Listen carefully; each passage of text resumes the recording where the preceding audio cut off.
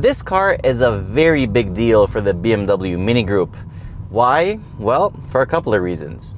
It is the very first car to receive the new B48A20 Technical Update 1 2.0-liter twin-power turbocharged 4-cylinder engine that makes 302 horsepower and 332 pound-feet of torque.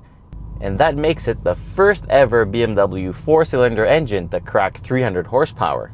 It's also a very big deal for the Mini's future because this X2 is based on the UKL platform, which is what most of the Minis are based on. It has a transverse mounted engine, which means the X-Drive is front wheel biased. So it has a Torsen type mechanically locking front differential. It has a limited slip differential, 39% lockup. From the factory, that's amazing. So as you can understand, if this drivetrain lands in a Mini like the upcoming GP3, you can all imagine how killer it will be. However, this X2 is no slouch. It might look like an angry Japanese anime, but it looks like that for a reason. When you fire it up, it bangs and pops and farts and burps like it just swallowed a little lamb. Because this might look tame, but it does like to think it's a big bad wolf. But it's not that big, it's actually quite small. Roominess in the back is barely adequate. You get okay headroom, but legroom is a bit tight.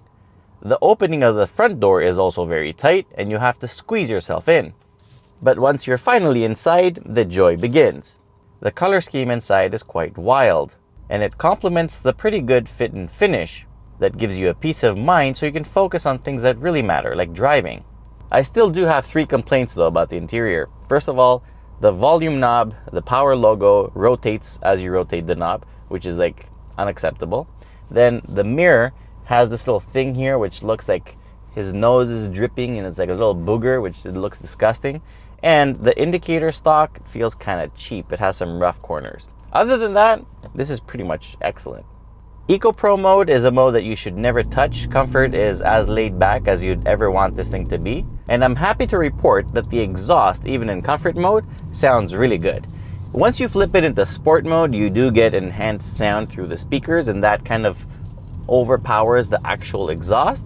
So what you can do is you can keep it in comfort, but the gearbox only in sport, and then you get the real sound. So you get the exhaust without the pumping of the speakers. And it sounds great.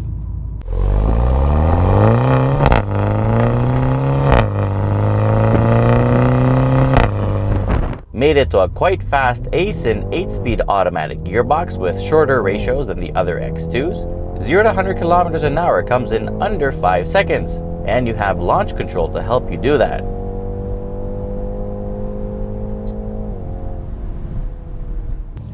It doesn't feel explosively fast. I mean, it sounds like it should be, but the overall experience in terms of performance is far from disappointing. There is some turbo lag off the line, but the engine feels really smooth, so I'm 100% sure that there's much room left for tuning. So if you buy one, I'm pretty sure that you can add 50 to 100 more horsepower with like some simple bolt-on mods. It should be doable. The crankshaft has been reinforced and features larger main bearings. It has new pistons with slightly reduced compression ratio, allowing for a bigger turbo and higher boost. And the intake has been revised for more airflow, and the cooling system has also been upgraded. Fuel economy isn't that bad. I've been averaging just over 12 liters per 100 kilometers, and that's strictly city. This week I had like 0 opportunity to hit the highway. But once you do hit the highway, you can easily drop under 10 liters per 100 kilometers. So overall, that's pretty good. And speaking of liters, the trunk is a very acceptable 470 liters and has a pretty neat removable floor. Obviously, because of the shape of the thing, visibility isn't the best, but if you do set your mirrors properly, there are no issues. And also, the driving position is absolutely fantastic.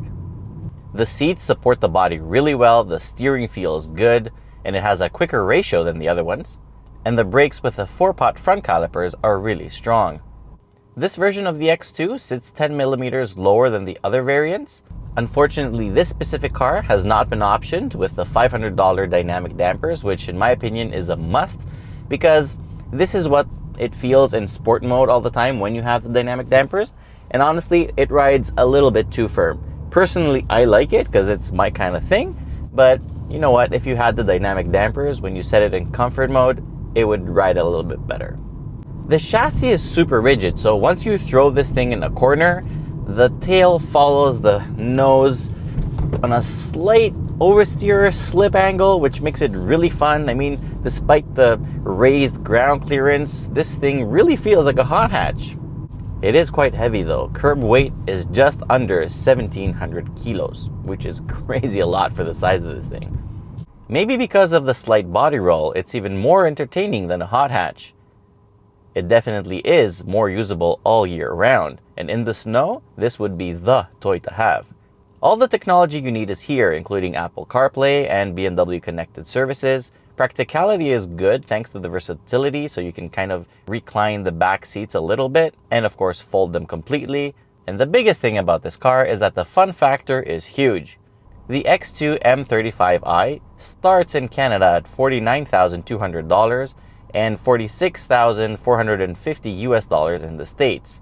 It's about $5,000 more than the xDrive 28i, but you do get a lot more car, including an LSD. And the good thing is that a really well-equipped car won't be more than like $5,000 or $6,000 more than the base price. So as tested, this thing is 56,000 Canadian dollars, which is a reasonable bump over the base price. It's not cheap, but it's not super expensive either. That price makes it much cheaper than a well-equipped Mercedes-Benz GLA 45 AMG, and it's on par with a Jaguar E-Pace P300. Funny enough, I kind of feel that this would even compete with a Stelvio because of the horsepower and the handling. Stelvio is a bit bigger, but you know what? I definitely see people cross-shopping these two. In terms of what to pick in the segment, the GLA is now getting old and will be replaced probably next year. This one dynamically is better than the E-Pace, and overall it's more fun than the Stelvio. I know I got a lot of heat about calling the Stelvio boring, but sorry, it kind of is unless you get the Quadrifoglio. So overall, I think BMW here has a winner. They recognized the need in the segment for a hot crossover. I mean, they followed Mercedes, but you know, it's never too late. It's a kind of pricey little toy, but it has the attitude of a winner, and it's also good for 365 days a year. So overall score is 8.5 out of 10, just because the interior roominess should have been a little bit better, and that power logo on the volume knob should not freaking rotate.